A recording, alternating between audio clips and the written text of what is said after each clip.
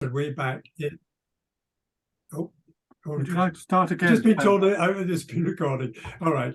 And we registered way back in 2006, so we've been around for quite a long while.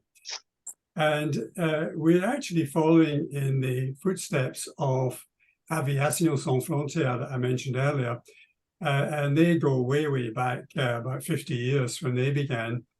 And so there's been another number of different organizations that have been set up throughout Europe and elsewhere. And so we are one of that group. The original idea was that we would follow in the processes of what they were doing. And so we more or less copied their pattern, but things have changed over the years where different people have taken over different roles. And we come together with that in a bigger group called Aviation Sans Frontières International, or ASF International for short. But I'll come on to that in a moment. I'm just going to do a little, oopsie daisy. I'm getting all these funny things coming up. Okay, I've got a little map here that explains the origin of Aviation Without Borders in France, Aviation Sans Frontières, because it's actually quite interesting. Way back in the late 60s, there was a very bad war in Nigeria. I'm sure most of you remember the Biafran War. And at that time, there was huge numbers of people being killed. And there was a lot of young children, thousands and thousands of them, that were just roaming around with nowhere to go. And so the Red Cross were really keen to get these kids out of there and get them to safety. And they had a Super Constellation, which is quite a big aircraft then, that they could dry lease. That meant without crews. And so they were hoping to get some people to fly it. Now, if you're wondering about the connection with the French and all this, you may see at the bottom there, Gabon, which was a former French colony. And so Air France used to fly down there with maybe 2 services a week. So it turned out there were crews down there sitting around for a little while, having a beer by the pool, waiting for the next flight to come back. And so they thought, why don't we go and fly this? I mean, it's if you to even suggest that nowadays would be totally impossible. But then nobody thought anything of it. So these guys just jumped in the same plane and flew up to Biafra and pile these kids on. This aircraft, they were also flying Super Constellations, I should say. So they were flying an aircraft they knew, but it wasn't a passenger aircraft. It was actually for air freight. So it only had the one floor and a huge big space. So they brought these kids on 400 at a time, and they just sat them on the floor and took off with these kids like that. And then at the other end, they would pile them out and off they go and pick up another lot. Now, at the time, Gabon had actually recognized Biafra as a separate state, which is only a few countries had done that. And the Nigerians, of course, were very angry about this whole thing. So they were flying up from Gabon with this big airplane. And had they been apprehended by the Nigerian army, it could have been quite difficult for them because they would not have been happy at all. Anyway, so fortunately nothing like that happened, but they were very brave indeed. And that was the beginnings of Aviation Sans Frontières. There's also another even more famous charity, Médecins Sans Frontières, and that's Doctors Without Borders, that originated in the same Biafran War. So at least something came out of that. And these two rather wonderful charities started off, of which I'm glad to say we're now one of the members. So I'll just hop on to the next look. And here we have all the group. Now, the group of this family called ASF International, Aviation Sans Frontières International, is made up of several groups in Europe, mostly in Europe, as well as in the United States and the United Kingdom, and you can see the 10 names there.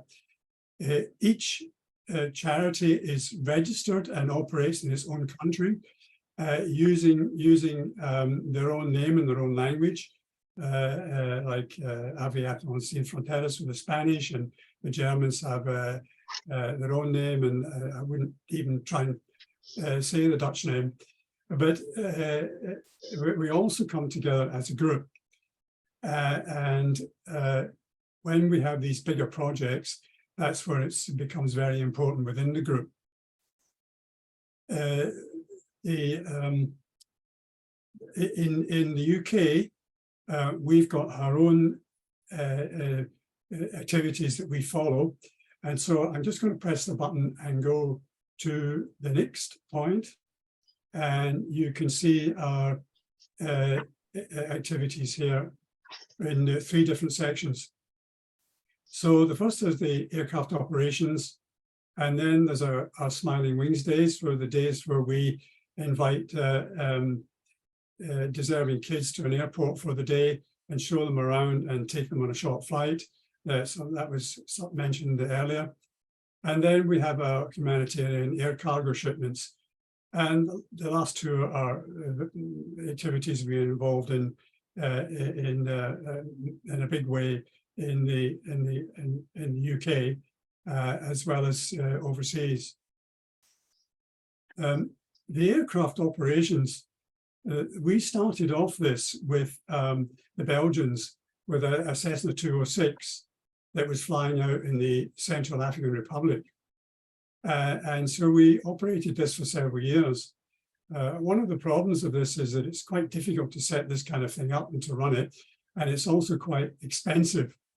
So we gave that up, and the group concentrated on the ones who had established this in the first place, and that was the French.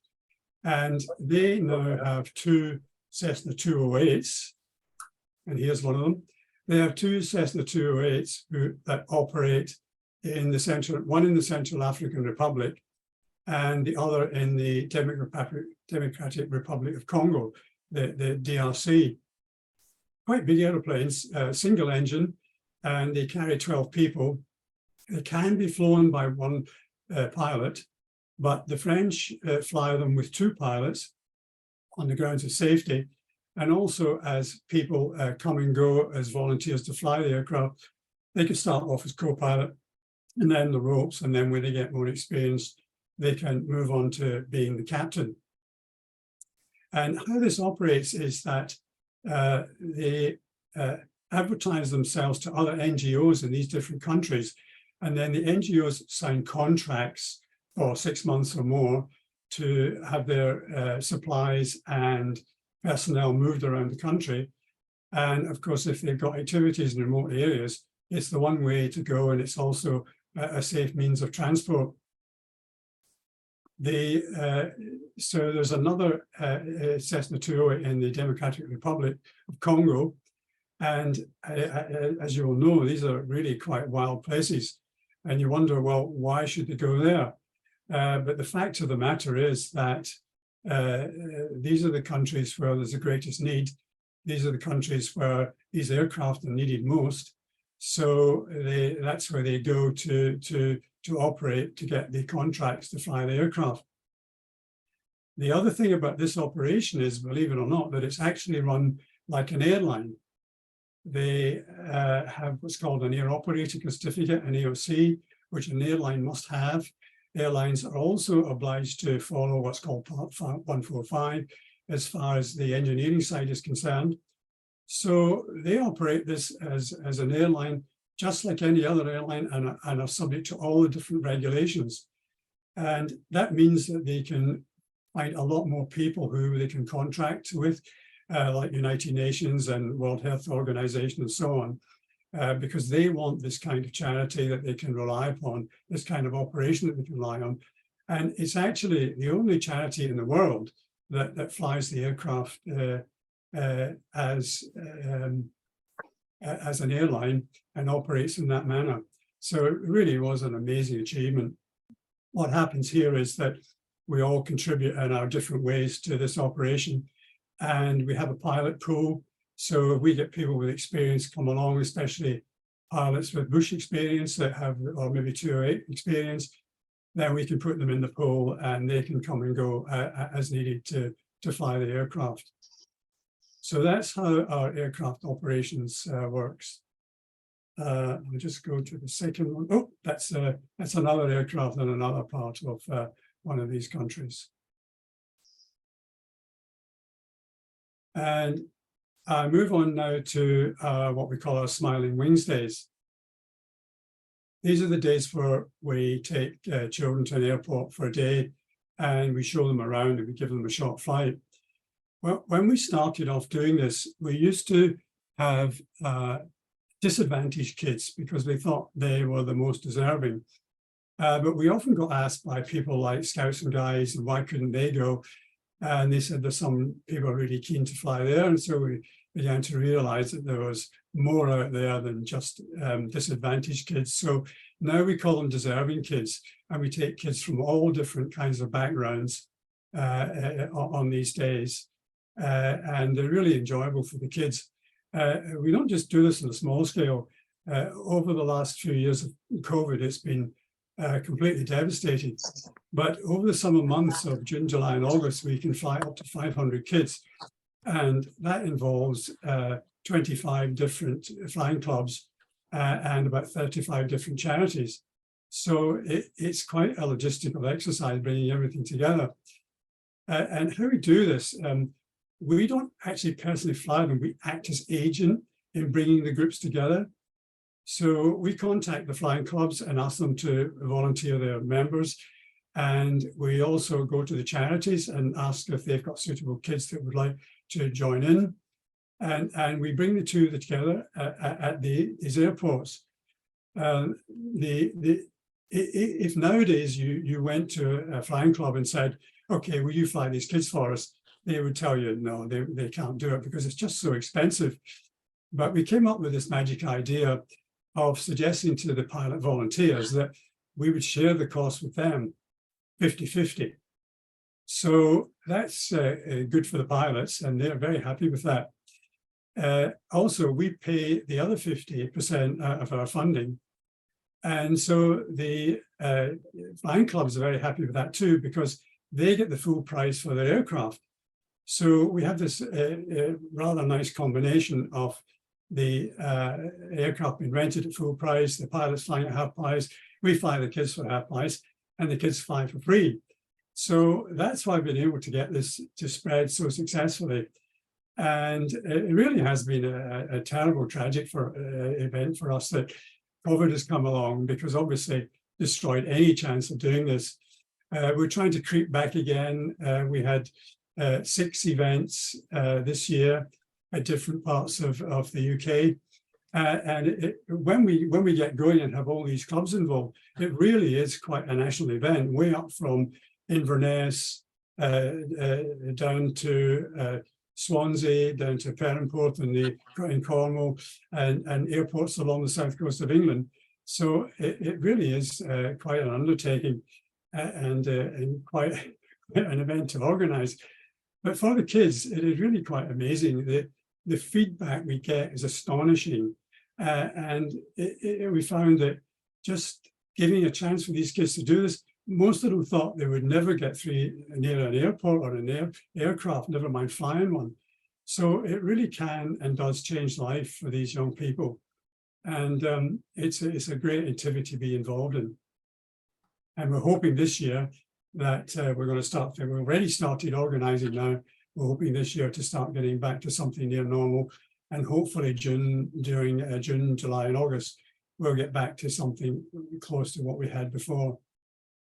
So that's our Smiling Wings Days. Here's the Barton Airport, which is in Manchester. Here's a young girl getting her certificate after having her flying. And we've got other children here. The 3 of them, is 2 here with the carer at the back and the pilot in the front at Wellesbourne Airport near Stratford-upon-Avon. And this is another group that was there with it was actually a float plane that can go on both land and sea in the background, and that was taken at Perth Airport in Scotland. So these are just some examples of the places we go to. So I'll move on to the next activity, which is humanitarian air cargo. And you can just see some of our logos there in these pallets, which is why that shot is being shown there. We try and help all sorts of charities to send goods. And a lot of the stuff we do is for a charity wanting to send a small package or a small load. And we have the expertise, and we have the contacts, and we have the clearing agents in places like Africa that can handle this. And so we can do this quite quickly and easily. And often we try and help with the cost. Sometimes we get charities turning up with one box and we just tell them to go and post it. And other times we're doing quite large loads. Our core activity, however, is with a charity called Life Water. And we're a secular charity who helps almost anybody, but they're an evangelical group who are part of an organization called Transformed International. And their activity is that they provide water purifying kits to where they're needed. And they provide these water purifying kits for free. They do this mostly in East Africa. And so once again, we act as agent between them who will gather the kits together. They will put them on pallets, as you can see in this picture there. And then we do all the logistics and all the organizing. We talk to the freight forwarders. We get the courier to pick up the load from where they hold it in their warehouse. And then it goes on the aircraft and off it goes to East Africa, sometimes to Kenya, Rwanda, Tanzania, places like that. But the core business of Life Water is in Uganda.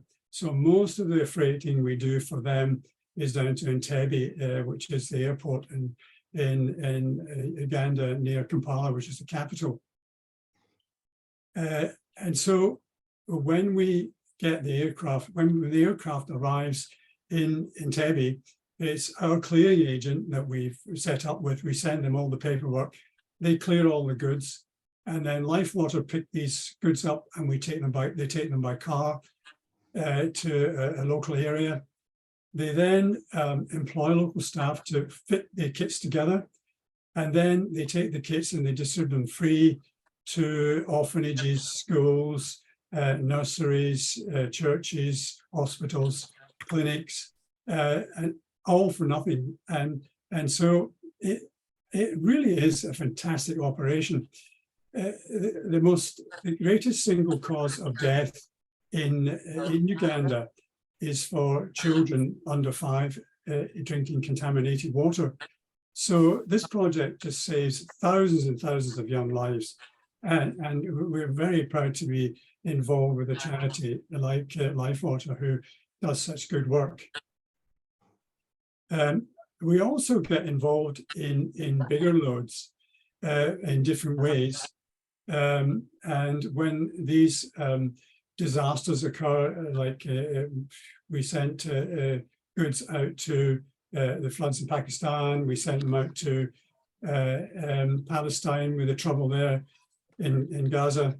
And also we're in the process of sending goods out to Turkey and Syria for the earthquake there. And that's done on a much grander scale with our German friends. They are very well funded by the Hilton Hotel. And so they're based in Frankfurt, ASF Germany, and they spearhead the disaster relief for the charity. So we mostly contribute funds in that regard, and they collect the goods together and then ship them out there. And we're actually in the process of doing that at the moment.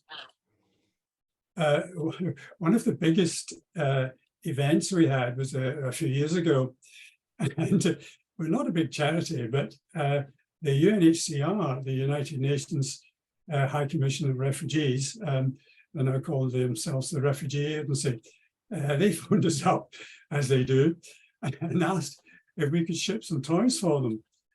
And this was for Syrian refugee camps in the north of Jordan, north of Amman, one in a place called Zaatari and another place in a place called Anrak.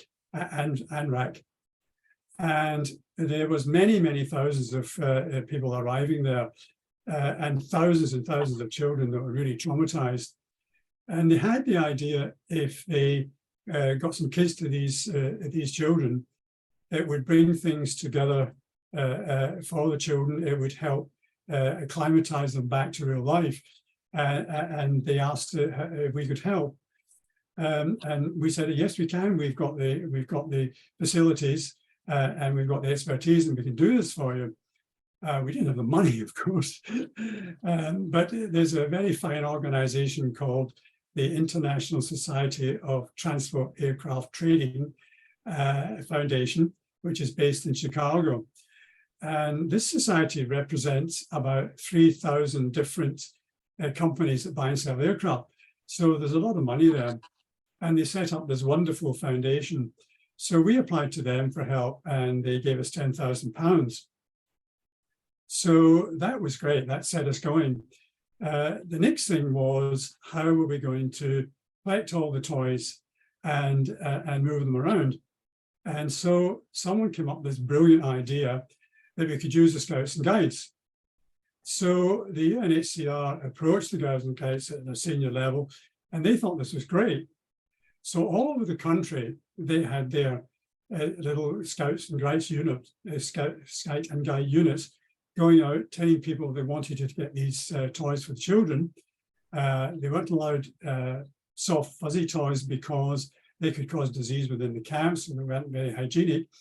But things that were plastic, and also lots of other toys, and also school things, books and crayons and so on. And the response was fantastic. So these organizations, they arranged a central point within a sort of reasonably big area.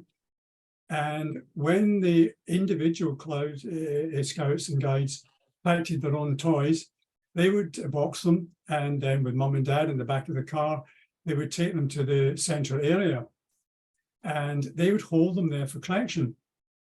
Also, the Scouts and Guides had a very big barn down in the south of England, which was dry and were able to store things. And also they could build the pallets there for shipping. And so our next problem then was to get all of these boxes and all these central areas taken down to this farm in the south of England. And once again, we struck it lucky. We had a volunteer who worked for GIST, who's a huge, big transporter in the UK. And they volunteered to pick up the goods wherever we needed them, to bring them to this warehouse, to this barn. And then when they were ready in pallets, they offered to take them there to the airport for a freight forward to forward them on. So you would get these huge articulated trucks would turn up at these little Scout and Guide huts and pick up these boxes and take them there. So over the years, we did this for 2 years, and in 2 years, we sent 5 tons of toys to these kids. And apparently the effect on these kids was just amazing in how the help it was in bringing them back to normal. So it was a magical project to be involved in, but a hugely difficult one to organize and run, but one very, very pleasing to be involved with as well. So these are all our different activities. Here's the life water. You can see the one part of the kit that man is taking water from. They have filters in there that have to be replaced every 2 years. And so they're not only shipping kits out there, this life water, they're also sending spares and sending new filters to be replaced when needed. They also, Life Water also supply waterproofing blankets to these refugee camps.